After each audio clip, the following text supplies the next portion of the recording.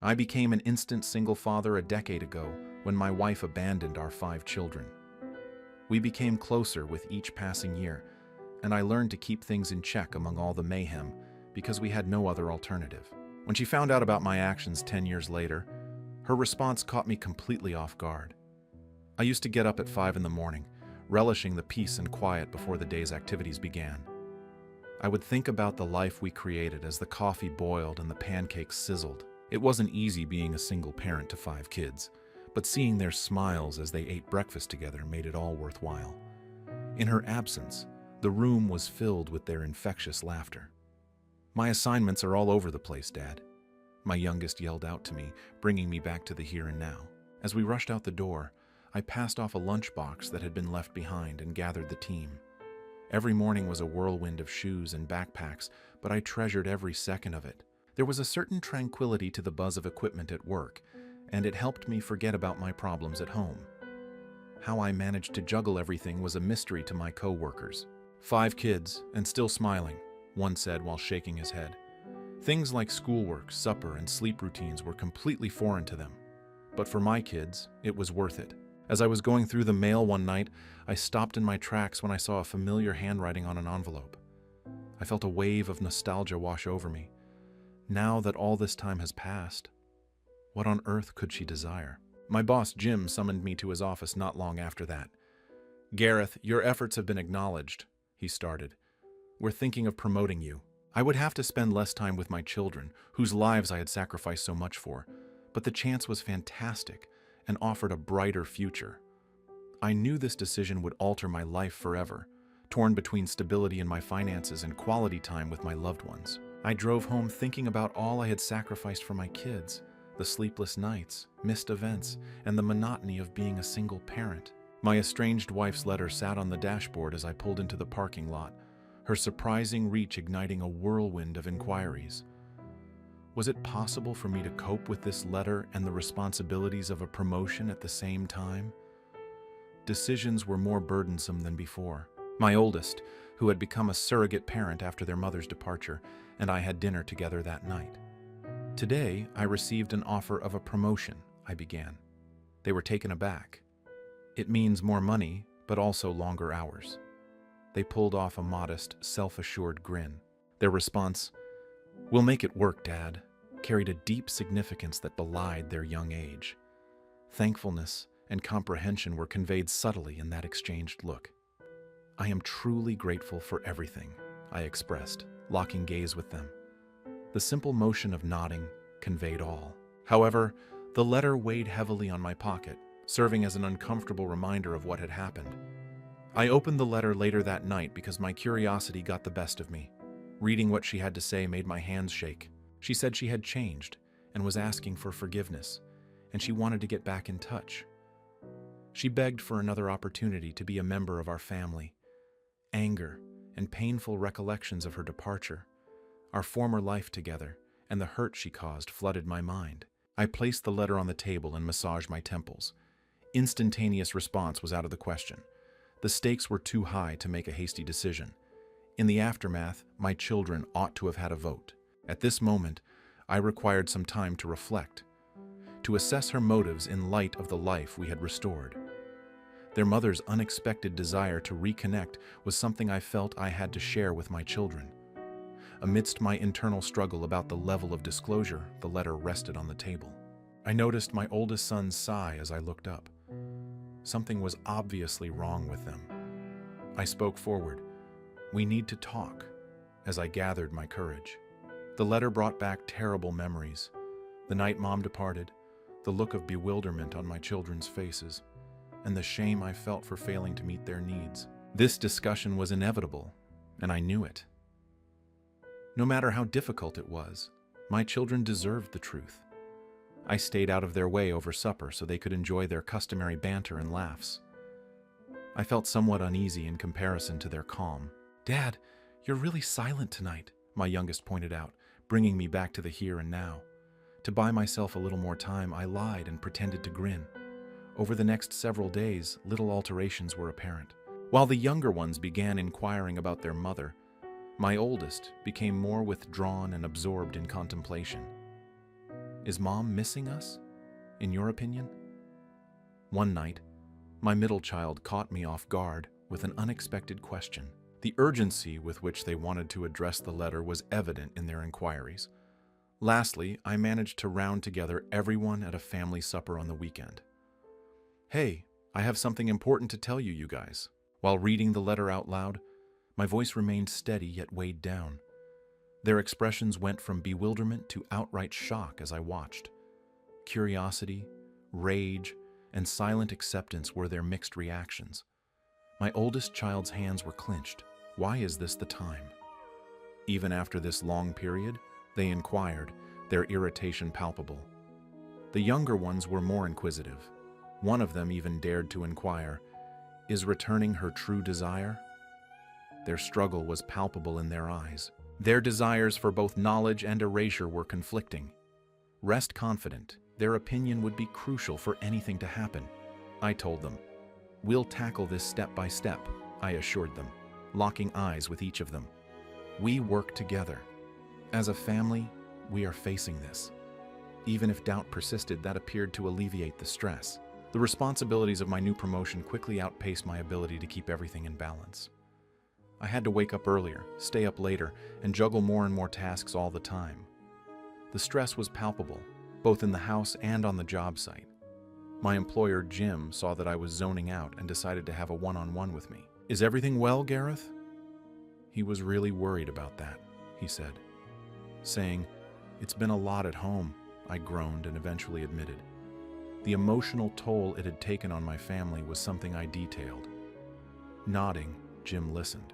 "I get it," he remarked, trying to convey his comprehension. "Tell me if you require some leeway. You can count on our support."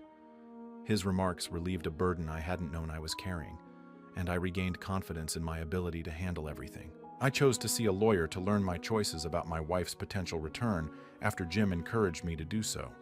I aimed to be well prepared so that my family's safety could be guaranteed. I had a renewed feeling of control after meeting with the attorney, who helped me understand the legal ramifications and custody issues. In the meanwhile, my children have spent the last 10 years learning about their mother's life. They found out shocking information because they were curious and used the internet. My eldest son reported to me, "Dad, we found some things about Mom." He then showed me the evidence of their discovery. It provided a nuanced depiction of her challenges and transitions in life. My heart hurt as I saw my children carry this emotional load. They were putting unnecessary stress on themselves as they matured too rapidly. My anxiety levels skyrocketed as conflicts at home, at the office, and with the law piled up. It seemed as if there was no pause in the never-ending race. My mind raced with ideas and concerns about my kids, my wife's unexpected outreach, and the pressures of my new career, and I grew restless at night. Every slip-up seemed like a possible collapse. The balance was precarious. My old buddy Mark had been through a bad divorce, and I confided in him on a particularly bad day. I relieved myself in a neighborhood diner. "To be honest, I'm not sure how much longer I can endure, Mark." He listened attentively and reassured her in a soothing manner. Talking to someone helped me let go and realize I wasn't dealing with this alone. Mark was instrumental in getting me to join a group that helps other single moms. Although I was anxious about our initial encounter, I soon felt at ease due to our common ground. The group's compassion and the stories shared there gave me the insight I needed, and I realized I wasn't alone. Time management, dealing with legal concerns, and building resilience are some of the practical things I took up. Assuring me, "You're doing great, Gareth," was one of the members. This encouragement eventually became my rock, and I was able to face every challenge head-on. I became more systematic in my approach, listing items, prioritizing them, and asking for assistance when I needed it. I promised my kids one evening, "We're going to be okay." The group's input served as a compass, directing me toward doable answers. Gradually, I felt more secure and prepared to deal with whatever the future held. Still, there was just a shadow of calm at home. The strain on my children's life was heightened by the stress. Even though I did my best to maintain decorum, the mood was clearly delicate. "Dad, is everything all right?" Their worry was palpable when my eldest inquired one night. Despite the fleeting nature of the tranquility, I nodded and smiled to reassure. My eldest then came to me one night with some fresh details concerning their mother that they had discovered online. "Dad, you need to see this," they urged, referring to articles and social media posts. Her life turned out differently than I had anticipated. The likelihood that she was reaching out for hidden agendas seemed more plausible given her apparent problems and volatility. Based on what they found, she may be trying to reconcile for financial reasons after being in another relationship. "Hey, Dad, she's been having a tough time," my oldest son pointed out. The data made me question her motives, but I was hesitant to draw any firm judgments since I lacked certainty. "We must exercise caution," I warned them. "There's no need to panic." Still, with my kids' involvement, the issue became more complicated with each new disclosure. Striking a balance between their worries and my own uncertainties, I realized that we would all need to be cautious and resilient for whatever came next. In an effort to obtain some much-needed perspective, my family and I went on a brief retreat to a rustic lake cottage. The vacation was a lifesaver. A feeling of normalcy returned, and laughter ensued. "This is precisely what we needed," I remarked as we unwinded around the campfire, exchanging tales and taking it easy. I took it upon myself to teach my littlest one how to fish as the larger ones let loose and let go of their tension.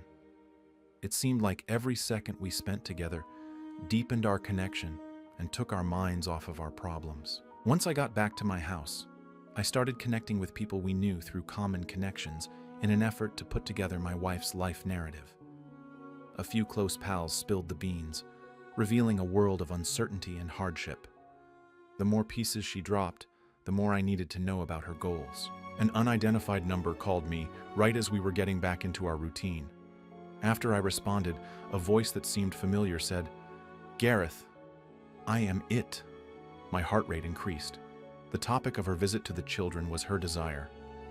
"Please, I simply desire to see them," she begged. Anger and doubt were stoked by the persistence of the request. I remained firm during our heated exchange, which was characterized by her obvious desperation. "Why is it now, after all this time?" I posed the question. Her answers were evasive, but her determination was evident. In spite of my reservations, I insisted on meeting and laid out the ground rules in advance. I firmly asserted that we would meet in a public location. "At that point, it's over if the kids refuse to see you." She sensed my determination and reluctantly consented. I picked a neutral spot, the park by the duck pond, and set the time for 2 p.m. The youngster's nerves began to fray as the big day drew near. How urgent is it that we meet with her? My little one, who was holding my hand tightly, questioned. No one was more unsure than my oldest. "It's been a long time, Dad. How can we get ready for this?" The tension was obvious, but I tried my best to soothe them nonetheless. I felt an unconscious fear for the children and myself on the day of the meeting. We were all on edge as we waited at the park. My wife showed up, clearly moved by the sight of her adult children. The children rose to their feet with looks that conveyed both doubt and perplexion. Despite her best efforts, her explanation fell flat. "I was going through a lot," she said, but their guarded features remained unmoved. When I eventually spoke up, my oldest son asked, "Right now, what are your expectations of us?" Unsolved, the question lingered in the atmosphere. Anxieties and uncomfortable silences characterized the reunion. I assured my children I would continue seeking answers as our encounter came to a close. As we departed, our minds were burdened with further uncertainties and emotions that remained unsolved. "How is everyone doing?" she tentatively inquired. Without knowing what to say, the children looked at each other. I said, "We're managing," putting the needs of the children ahead of my own emotions. Concerned about their mother's unexpected return, they later expressed their perplexion and anxiety. "Then why now, Dad? What brought her back?" With a look of confusion on his face, my youngest queried. When I informed my oldest that we should wait for further information before making any judgments, he agreed. The expert investigator assured everyone that he would do a comprehensive job. I pushed him to, by giving him a vintage photo and pertinent details, research the subject thoroughly. Taking this action seemed like a preventative step for the future of our family. Days became a game of waiting, accompanied by anxiety and restless nights. My pulse quickened with every ring of the phone. The children picked up on my anxiety and amplified it. "Has there been any news?" With a mix of optimism and fear in their voice, my firstborn would inquire every day. Updates from the investigator started to paint a disturbing picture as time went on. The investigator found indications of financial and legal difficulties through chats with associates and her social media posts. "She's in a heap of debt and is even dealing with legal action," he said. Sitting silently, I took it all in. It confirmed my worst concerns, which was a relief, but it also made me sad. "She wasn't trying to get back in touch," I whispered under my breath, as a burden enveloped me. "She wanted to get away from her own issues." However, the truth reawakened long-buried hurts, despite its clarity. For some reason I had hoped, but the proof proved me wrong. Gathering my children around me, I approached the topic honestly and conveyed the findings. While presenting the reports, I emphasized the importance of everyone comprehending the true situation. Their faces changed as they processed the information, each of them accepting her true intentions. "We'll tackle this problem collectively," I told them. Our family's tie was more solid than it had ever been before at that time. Since we were all on the same page, we decided to go on without her. A resolute, "We can do this, just like we always have," was my commandment. Each of the kids acknowledged the truth of the scenario by nodding. We strengthened our determination by agreeing to safeguard our family, and we promised to be there for one another no matter what happened. In order to make sure we were safe, I went back to the lawyer and had legal safeguards put in place to protect us emotionally and financially. As I signed the papers that would secure our future, I emphasized, "We need to cover all bases." I felt like we were back in charge of our life, which had been missing for weeks. I finally got my kids to sit down at the dinner table for a big announcement. I finally unveiled the papers I'd been secretly preparing for years after taking a big breath. "I am here to present you with something of great importance," I said. As I presented them with the documents that symbolized my love and commitment to them over the last decade, a monument to the strength we had created together, their expressions of surprise and admiration changed.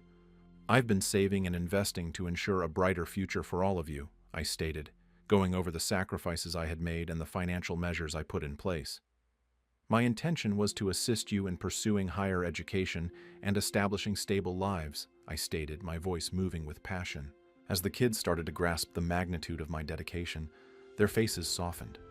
I had finalized their adoption, shielding them from their mother's potential custody battles.